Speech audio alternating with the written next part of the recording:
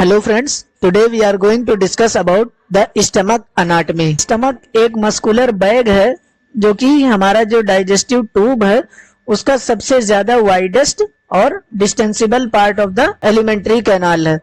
यानी हमारे पूरे डाइजेस्टिव ट्यूब में सबसे वाइडर वाला पार्ट जो होता है वो हमारा स्टमक होता है। ये ऊपर की तरफ से लोअर एंड ऑफ ईसोफेगस से जुड़ा हुआ होता है और नीचे से ये ड्यूडेनम से जुड़ा होता है। ये फूड के रिजर्वायर की तरह एक्ट करता है और कार्बोहाइड्रेट, प्रोटीन और फैट के डाइजेशन में हेल्प करता है। अब हम लोग बात करेंगे स्टमक के फंक्शंस की।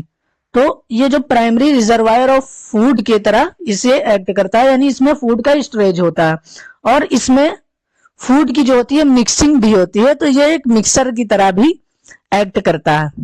हमारे फूड को सॉफ्ट करता है और गैस्ट्रिक जूस के साथ में मिक्स करता है। स्टमक जो है हमारा ये गैस्ट्रिक जूस को प्रोड्यूस करता है जिसमें कुछ एंजाइम पाए जाते हैं जो कि फूड के डाइजेशन में बहुत इंपॉर्टेंट रोल प्ले करते हैं। स्टमक जो हमारा है वो हाइड्रोक्लोरिक एसिड को प्रोड्यूस करता है जो बहुत सारे माइक्रो ऑर्गेनिज्म को डिस्ट्रॉय करते हैं जो कि खाने और पानी के साथ में पेट के अंदर चले आते हैं। स्टमक में म्यूकस का प्रोडक्शन होता है, तो जो हमारी जीआईटी की म्यूकोजा होती है उसको प्रोटेक्ट करने के लिए जो हाइड्रोक्लोरिक एसिड होता है उसके एसिडिक नेचर से प्रोटेक्ट करने के लिए इसमें म्यूकस का सेक्रेशन होता है और गैस्ट्रिक म्यूकोजा को प्रोटेक्ट करता है। स्टमक के अंदर कुछ चीजों का एब्जॉर्प्शन होता है जैसा कि अल्कोहल, वाटर, सॉल्ट और कुछ ड्रग्स ऐसे हैं जो कि स्टमक के अंदर एब्जॉर्ब होते हैं। स्टमक के अंदर इंट्रिंसिक फैक्टर ऑफ कैस्टल का प्रोडक्शन होता है जो कि विटामिन B12 की एब्जॉर्प्शन में हेल्प करता है। स्टमक की अगर लोकेशन देखें तो हमारे जो एब्डोमेन को 9 क्वाड्रेंट में बांटा गया है, तो जो हमारा स्टमक है ये ऑब्लिकली पाया जाता है अपर पार्ट ऑफ एब्डोमेन में, यानी हमारे जो एब्डोमेन का अपर और लेफ्ट पार्ट है उसमें स्टमक पाया जाता है। एपिगैस्ट्रिक रीजन में, अम्बलाइकस में और लेफ्ट हाइपोकॉन्ड्रियम रीजन में पाया जाता है। तो जो हमारे स्टमक है उसका ज्यादातर हिस्सा जो होता है वो कोस्टल मार्जिन से और रिब्स से कवर होता है। अगर स्टमक की हम लोग शेप और साइज देखें तो जो हमारा स्टमक है वो डिपेंड करता है डिग्री ऑफ टोन पर, यानी जो हमारी हर पर्सन का एक अलग मसल टोन होता है, तो उस tone of muscle of the body पर उसका शेप डिपेंड करता है। जो नॉर्मल एक्टिव पर्सन होते हैं वो उनका जो स्टमक होता है वो जे शेप का होता है। जैसा कि ये हमारे स्टमक की पिक्चर है, इसमें जो अपर पार्ट होता है इसका ये ईसोफेगस से जुड़ा होता है और इसे हम लोग कार्डियक एंड भी कहते हैं। यहाँ पर जो इसका अपर पार्ट है ये फंडस है स्टमक का, उसके बाद बीच में इसकी बॉडी आती है और ये इसका जो ये बड़ा सा कर्व बन रहा है नीचे की तरफ और लेफ्ट की तरफ, ये है इसका ग्रेटर कर्वेचर, और ये जो ऊपर की तरफ ये कर्व बन रहा है ये है लेसर कर्वेचर। यहाँ पर गैस्ट्रिक कैनाल पाई जाती है और यहाँ पर इंसिसुरा एंगुलारिस पाया जाता है और जो इसका लोअर पार्ट है इसे हम लोग पाइलोरस कहते हैं स्टमक का। जैसा कि स्टमक जो हमारा होता है ऊपर की तरफ से ईसोफेगस से जुड़ा हुआ होता है और जो एंड इसका ईसोफेगस से जुड़ा होता है इसे हम लोग कार्डियक एंड कहते हैं। वहां पर एक कार्डियक नॉच पाई जाती है जिसको हम लोग एंगल ऑफ हिस कहते हैं। इसमें 2 कर्वेचर पाए जाते हैं, एक ऊपर की तरफ लेसर कर्वेचर, नीचे की तरफ ग्रेटर कर्वेचर, एंड 2 सरफेस पाई जाती हैं, एंटीरियर सुपीरियर सरफेस और एक पीछे की तरफ पोस्टीरियर सरफेस पाई जाती है।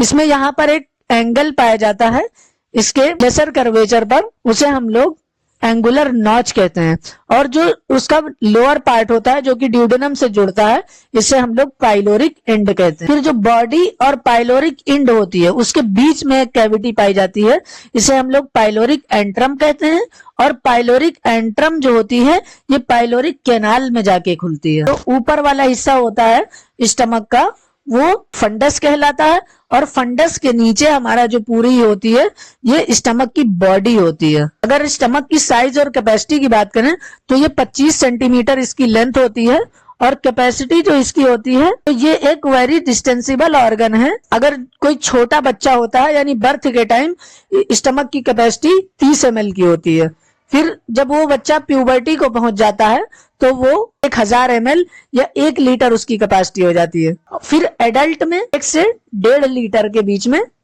स्टमक की कैपेसिटी होती है। जो थिन या टॉल पर्सन होते हैं, इनका जो शेप होता है स्टमक का वो जे शेप का होता है, और जो स्ट्रॉन्ग या वेरी एक्टिव पर्सन होते हैं उनका जो शेप होता है ब्रॉड होता है और हॉरिजॉन्टल होता है।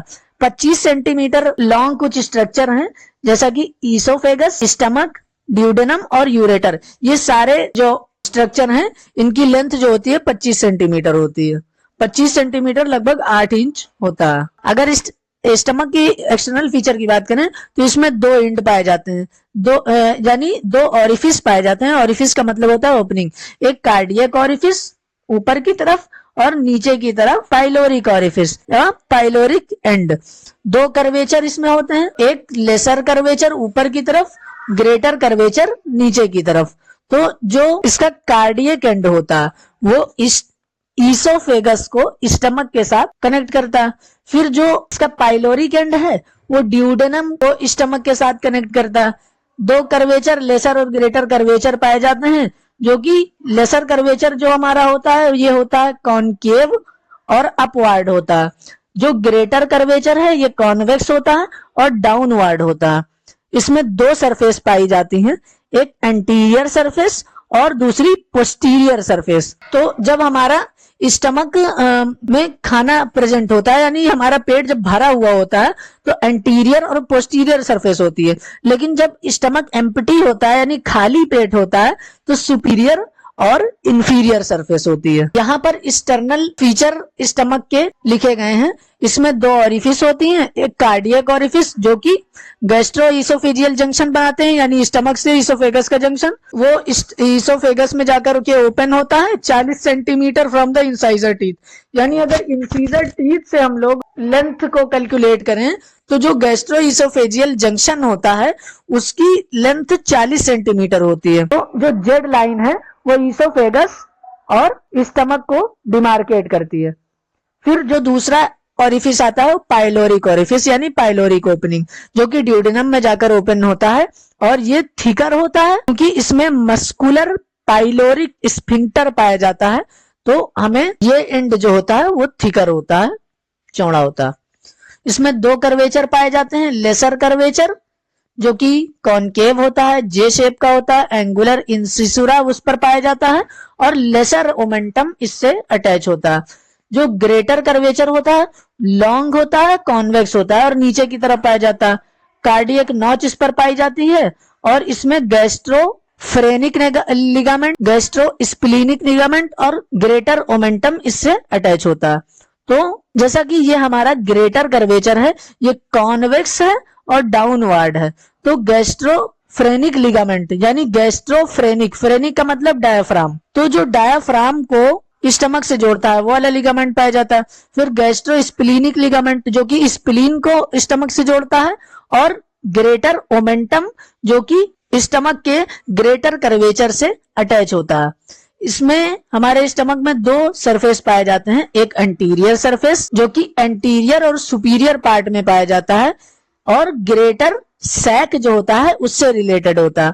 जो पोस्टीरियर सरफेस है ये पोस्टीरियर और इंफीरियर में पाया जाता है और जो कि lesser sac of the peritoneal cavity से रिलेशन बनाता है। अगर हम लोग स्टमक की एनाटॉमिकल पोजीशन में उसको होल्ड करना हो तो कैसे करेंगे? जो उसका एंटीरो पोस्टीरियरली फ्लैप होगा, जो कॉनकेव कर्वेचर होगा या लेसर कर्वेचर होगा, उसको हम लोग हमेशा राइट की तरफ रखेंगे, और जो कॉन्वेक्स या ग्रेटर कर्वेचर होगा उसे हम लोग लेफ्ट और इंफीरियर रखेंगे। यानी जो ग्रेटर कर्वेचर है उसे हम लोग लेफ्ट की तरफ और इंफीरियरली रखेंगे। जो लेसर कर्वेचर है वो कॉनकेव है, उसको ऊपर की तरफ और राइट की तरफ रखेंगे। जो थिक पाइलोरिक एंड है उसको डाउनवार्ड रखेंगे और राइट की तरफ रखेंगे, और जो कार्डियक या अपर एंड है स्टमक का उसे हम लोग हायर लेवल पे रखेंगे और पाइलोरिक एंड से लेफ्ट में रखेंगे। यानी जो हमारा स्टमक होता है उसका जो अपर एंड होता है, जो कार्डियक एंड होता है, पाइलोरिक एंड से लेफ्ट में पाया जाता है। अब जैसा कि हमने बताया कि दो ऑरिफिस पाई जाती हैं जो कि लोअर एंड ऑफ ईसोफेगस से स्टमक को जोड़ती हैं। तो जो हमारी कार्डियक ऑरिफिस है 7th कोस्टल कार्टिलेज के लेवल पे पाई जाती है, जहां पर स्टर्नम और रिब्स का जंक्शन होता है उससे 2.5 सेंटीमीटर पे पाई जाती है T11 वर्टिब्रा के लेवल पे।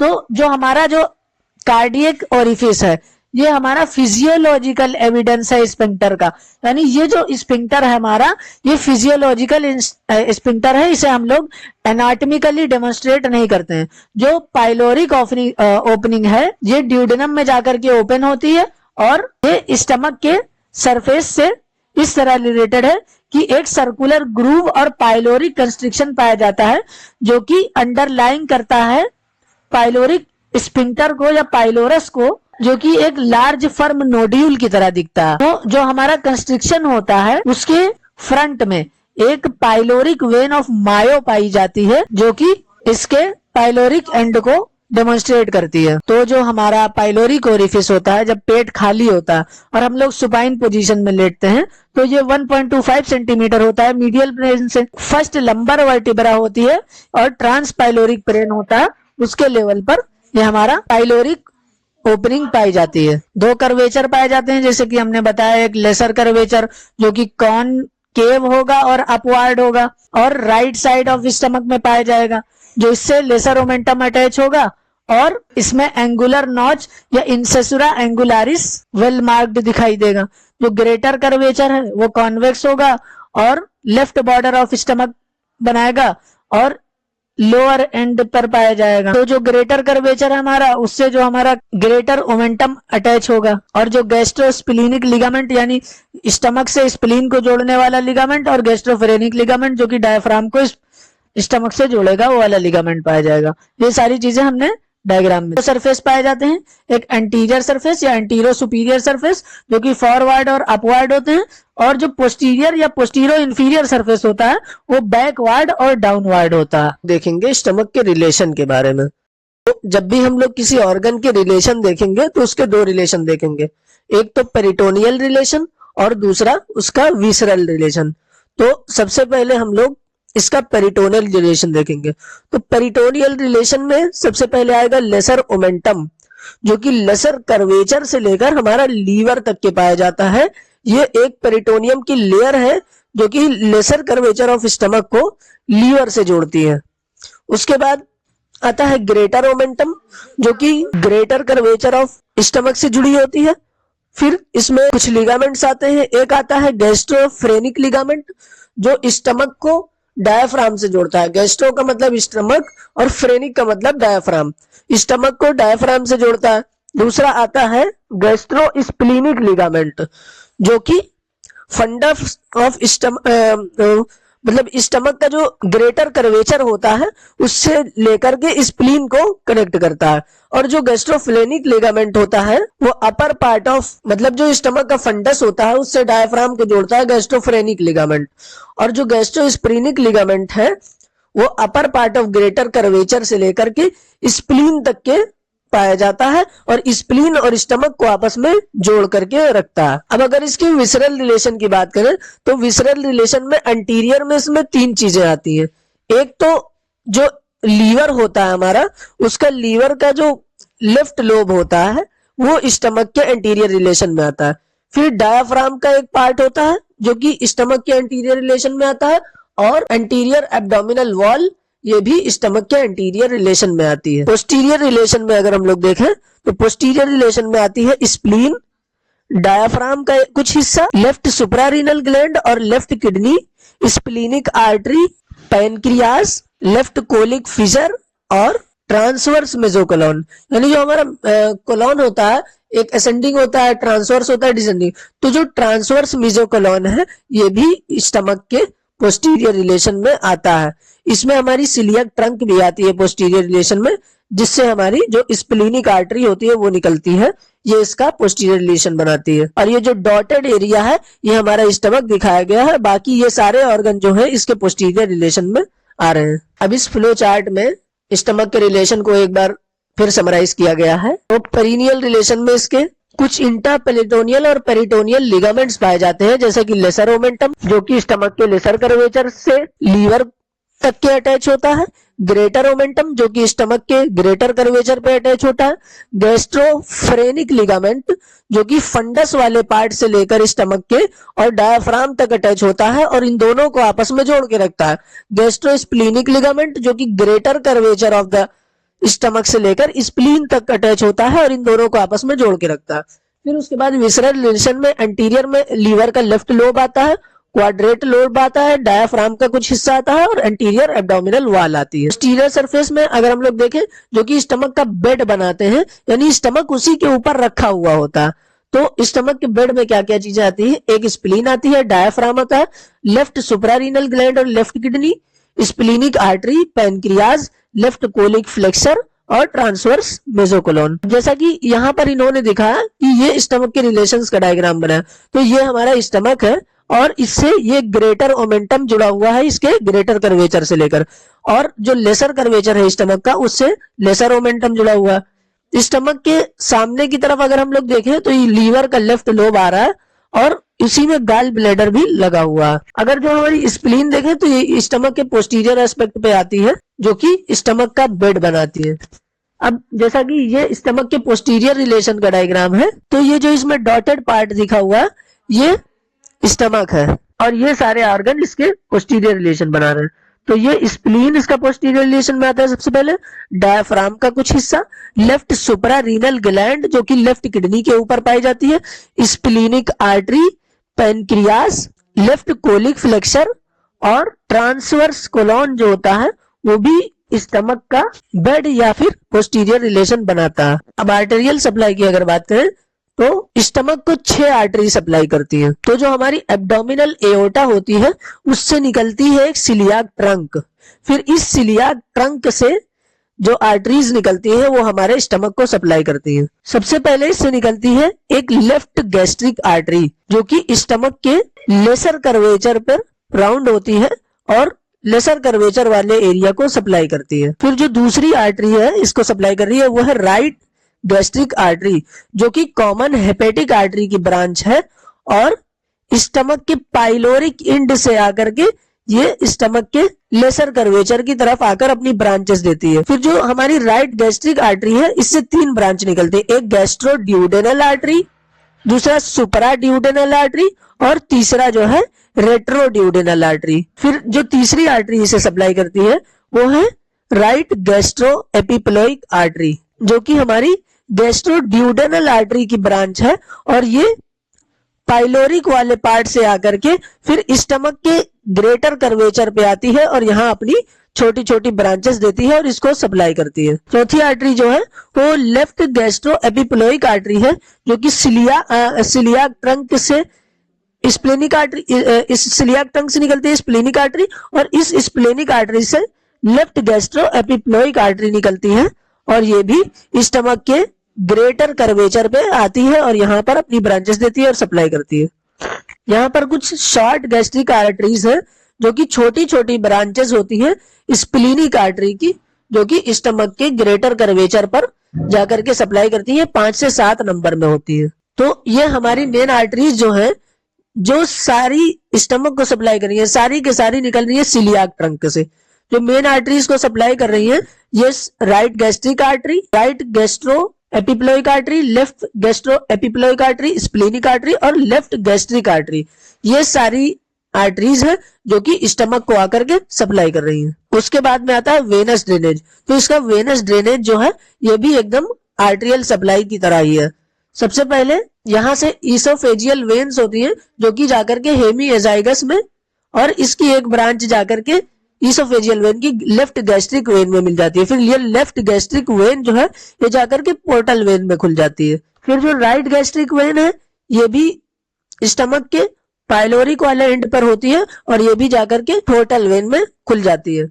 यहाँ से जो हमारी स्प्लीनिक वेन निकलती है, स्प्लीनिक वेन उसमें खुलती है इंफीरियर मेसेंट्रिक वेन, फिर इंफीरियर मेसेंट्रिक वेन और स्प्लीनिक वेन आकर के फिर सुपीरियर मेसेंट्रिक वेन के साथ में मिलकर के ये पोर्टल वेन बना लेती है। फिर हमारी आती है लेफ्ट गैस्ट्रो एपिप्लोइक वेन जो कि जाकर के स्प्लीनिक वेन में खुल जाती है, और जो राइट गैस्ट्रोएपिप्लोइक वेन है ये जाकर के सुपीरियर मेसेंट्रिक में खुल जाती है। फिर अल्टीमेटली ये सारी वेन्स जो है ये आकर के हमारी पोर्टल वेन में खुल जाती है। तो जो वेनस ड्रेनेज मेन हमारी वेन्स करवा रही है वो left gastric when, right gastric when, left gastroepiploic when, right gastroepiploic when और शॉर्ट गैस्ट्रिक वेन या पोस्टीरियर गैस्ट्रिक वेन्स करवाती है। अब ये एक फ्लो चार्ट में ब्लड सप्लाई और इनर्वेशन को समराइज किया गया। जो ब्लड सप्लाई है स्टमक की मेनली उसे करा रही है left gastric artery, right gastric artery, left gastroepiploic artery, right gastroepiploic artery और short gastric artery. Venous drainage करवा रही है left gastric when, right gastric when, left gastroepiploic when, right gastroepiploic when, short gastric when और posterior gastric when. Innervation की अगर बात करें तो पैरासिम्पथेटिक फाइबर जो है T6 से लेकर T10 तक इसे सप्लाई करते हैं, जो कि वैसोमोटर होते हैं और मोटर टू पाइलोरिक स्फिंक्टर और पेन सेंसेशन के लिए रिस्पॉन्सिबल होते हैं। जो पैरासिम्पथेटिक फाइबर होते हैं वो एंटीरियर और पोस्टीरियर ट्रंक जो होती है वेगस नर्व की उससे सप्लाई होते हैं। ये वैसोडाइलेशन करवाते हैं और पाइलोरिक स्फिंक्टर का लिए इनहिबिटरी एक्शन होते हैं, यानी पाइलोरिक स्फिंक्टर को कंट्रैक्ट करवाते हैं और हैंगर सेंटर और नोजिया को एक्टिवेट करवाते हैं पैरासिम्पथेटिक फाइबर्स। फिर अगर हम लोग लिम्फेटिक ड्रेनेज देखें तो इसके लिम्फेटिक ड्रेनेज का जो डिवीजन किया गया है राइट 2/3 और लेफ्ट 1/3 में स्टमक को डिवाइड किया गया। फिर राइट 2/3 वाले में अपर 2/3 और लोअर 1/3, फिर लेफ्ट 1/3 में अपर 1/3 और लोअर 2/3 में डिवाइड किया गया। तो जो हमारा राइट 2/3 का अपर 2/3 है वो जाकर के ड्रेन होता है लेफ्ट गैस्ट्रिक नोड्स में। फिर लेफ्ट गैस्ट्रिक नोड्स जो होते हैं वो सिलियाक नोड्स में जाते हैं लिम्फेटिक लेकर, और जो हमारा लोअर 1/3 है वो जाकर के राइट गैस्ट्रिक नोड में ड्रेन होता है, और राइट गैस्ट्रिक नोड जो है ये लिम्फेटिक से लेकर के सिलियाक नोड में लेके जाते हैं। फिर अगर हम लोग लेफ्ट 1/3 में आए तो उसका जो अपर 1/3 होता है वो पेनक्रियाटिको स्प्लीनिक नोड में ड्रेन होते हैं, और जो लोअर 2/3 होता है वो राइट गैस्ट्रो एपिप्लोइक नोड में जाकर के ड्रेन होते हैं। फिर राइट गैस्ट्रो एपिप्लोइक नोड अपना लिम्फेटिक्स लेकर के पाइलोरिक नोड्स के पास जाते हैं। फिर पाइलोरिक नोड्स जो है ये हेपेटिक नोड्स के पास जाते हैं। फिर हेपेटिक्स नोड जो है ये अल्टीमेटली सिलियाक नोड में जाकर के ड्रेन हो जाते हैं। यानी पूरे स्टमक का जो लिम्फेटिक ड्रेनेज है ये सारा का सारा जाकर के सिलियाक नोड में ड्रेन हो जाता है। अब जैसा कि इसमें दिखाया गया कि जो राइट 2/3 है उसको अपर 2/3 उसे एरिया 1 कहा गया है, जो कि ड्रेन होता है लेफ्ट गैस्ट्रिक नोड में। फिर राइट 2/3 का लोअर 1/3 जिसको एरिया 4 कहा गया है वो गैस्ट्रिक, राइट गैस्ट्रिक और हेपेटिक नोड में जाकर के ड्रेन होता है। फिर लेफ्ट 1/3 जो है उसका जो अपर 1/3 है उसको एरिया 3 कहा गया है, वो पेनक्रियाटिको स्प्लीनिक नोड में जाकर ड्रेन होता है। और जो लोअर 2/3 है एरिया 2 उसे राइट गैस्ट्रो एपिप्लोइक नोड में जाकर के ड्रेन होता है, और अल्टीमेटली ये सारे नोड्स जाकर के सिलियाक नोड में ड्रेन हो जाते हैं। अब यहाँ पर नर्व सप्लाई दिखाई गई है स्टमक की। ये एंटीरियर वेगल ट्रंक है जो कि लेफ्ट वेगस नर्व है। यहाँ से ये ब्रांचेस देखती है upper gastric branch, greater anterior gastric nerve और ग्रेटर ब्रांचेस यहाँ से देती है जो कि नर्व ऑफ लटार्जेट कहा जाता है जिसे, और यहां से आकर के ये एक पाइलोरिक ब्रांच देती है और इस तरफ से हेपेटिक ब्रांच देती है जो कि लीवर को सप्लाई करती है। ये यहाँ पर आपको पोस्टीरियर वेगल ट्रंक दिखाई गई है जो कि राइट वेगस नर्व है। राइट वेगस नर्व ये पोस्टीरियर साइड में होती है और नर्व टू ग्रेसी एक ब्रांच देती है, और जो दूसरी ब्रांच देती है वो ग्रेटर पोस्टीरियर गैस्ट्रिक नर्व की ब्रांच देती है। यहां से एक सिलियाक ब्रांच देती है जहां जो सिलियाक गैंग्लियन का फॉर्मेशन करती है। फिर यहां से आकर ये गैस्ट्रिक ब्रांचेस देती है जो कि पोस्टीरियर साइड ऑफ स्टमक को सप्लाई करती है। अगर हम लोग स्टमक के इंटीरियर पार्ट में देखें तो इंटीरियर पार्ट में हमें 3 लेयर पाई जाएंगी। सबसे जो इनर लेयर होगी वो होगी ऑब्लिक फाइबर की, यानी जो सबसे इनर फाइबर होंगे स्टमक के अंदर वो ऑब्लिक होंगे। फिर जो मिडल लेयर होगी उसमें हमारे सर्कुलर फाइबर पाए जाएंगे और जो आउटर लेयर होगी उसमें लॉन्गिट्यूडनल फाइबर पाए जाएंगे। जैसा कि इस डायग्राम में देख सकते हैं, जो सबसे आउटर लेयर है उसमें ये लॉन्गिट्यूडनल फाइबर दिखाए गए और जो मिडल लेयर है इसमें ये सर्कुलर फाइबर पाए जाते हैं। जो सबसे इनर लेयर है उसमें ऑब्लिक फाइबर पाए जाते हैं। अगर हम लोग उसका इंटीरियर खोलें तो हमें सबसे पहले दिखेगा ईसोफेगस। ईसोफेगस के बाद जो डायाफ्राम वाला हिस्सा जहां पर कंस्ट्रिक्शन बनाता है ईसोफेगस, जो कि T10 वर्टिब्रा के लेवल पे होता है।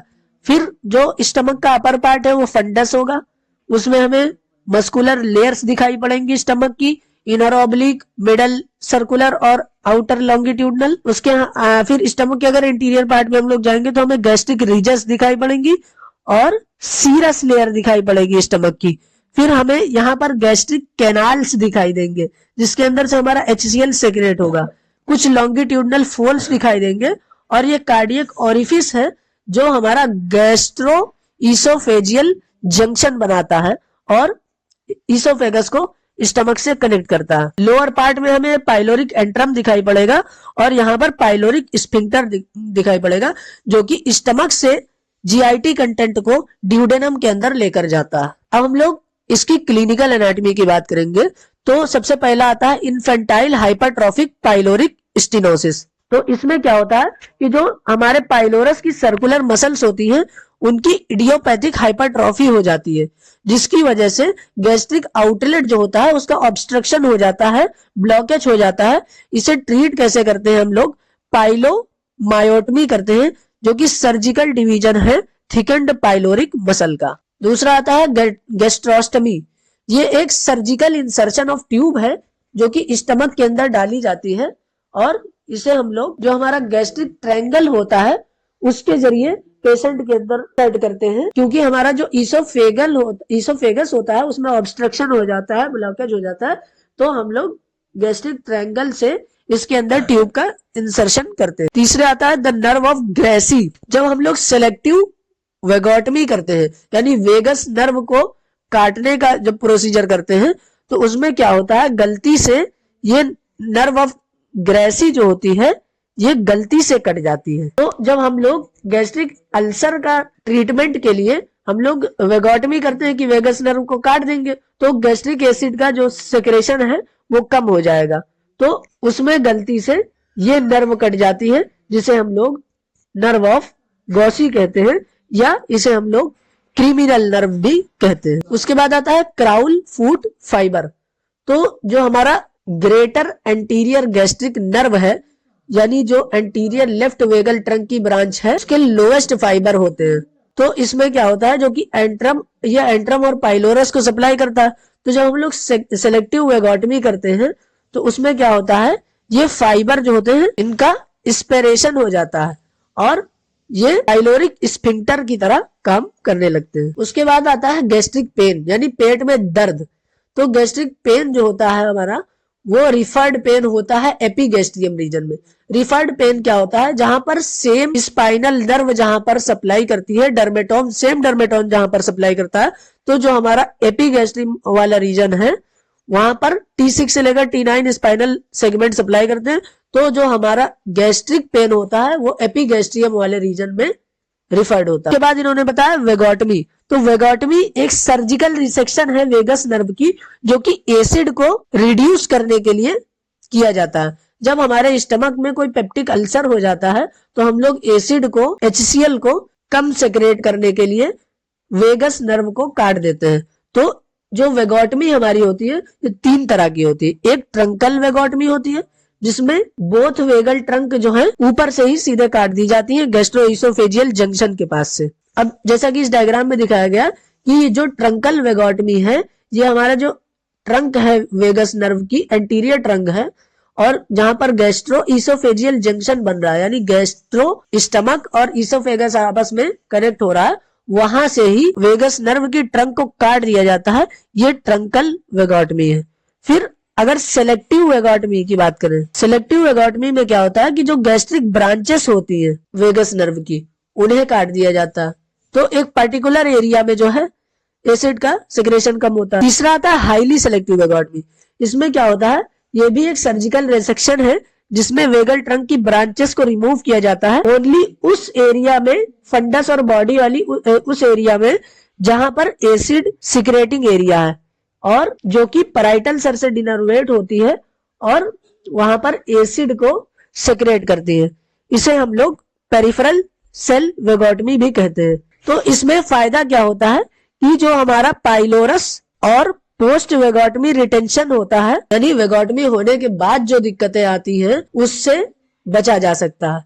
तो हाईली सिलेक्टिव वेगोटमी क्या है, ट्रंक होती है, ट्रंक से जो गैस्ट्रिक ब्रांचेस निकलती है, फिर उनसे भी जो ब्रांचेस निकलती हैं उनको अगर सर्जिकल रिमूवल किया जाता है तो इसे हम लोग कहते हैं हाईली सिलेक्टिव वेगोटमी, क्योंकि उस पार्टिकुलर एरिया में जो सेल्स एसिड सेक्रेट कर रही है उनका सेक्रेशन कम हो जाए। तो नॉर्मल बेसिल एसिड आउटफ्लो है हमारे स्टमक का 1.2 से 2 मिलीमोल पर मिनट है। पेप्टिक अल्सर क्या होता है, पेप्टिक अल्सर एक डिसकंटिन्यूटी हो जाती है लाइनिंग एपिथेलियम की, यानी जो हमारे स्टमक की एपिथेलियम है उसकी डिसकंटिन्यूटी हो जाती है और डैमेज हो जाती है एसिडिक कंटेंट ऑफ स्टमक की वजह से।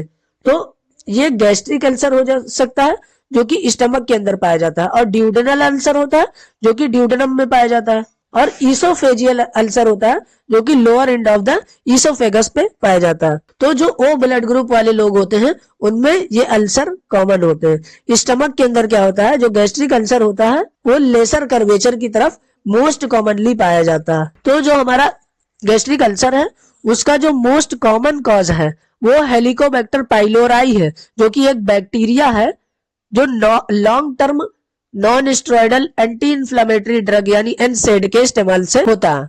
या अगर कोई पर्सन जो है जो पैरासीटामॉल या यूबी प्रोफेन बहुत दिनों से खा रहा है तो उसे भी गैस्ट्रिक अल्सर होने के चांस होते हैं। स्ट्रेस और ज्यादा स्पाइसी खाने की वजह से ये सिम्टम्स डेवलप होते हैं। तो जो हमारा हाइपोस्थेनिक स्टमक होता है जिन लोगों में, यानी उसमें गैस्ट्रिक अल्सर होने के ज्यादा चांसेस होते हैं, लेकिन जो हाइपरस्थेनिक स्टमक है जो कि एक्टिव रहता है उसमें ड्यूडेनल अल्सर होने के ज्यादा चांसेस हैं। गैस्ट्रिक कार्सिनोमा क्या है, ये गैस्ट्रिक एंट्रम के रीजन में एक मैलिग्नेंट ग्रोथ होती है जो कि पाई जाती है ग्रेटर कर्वेचर ऑफ स्टमक के अलोंग।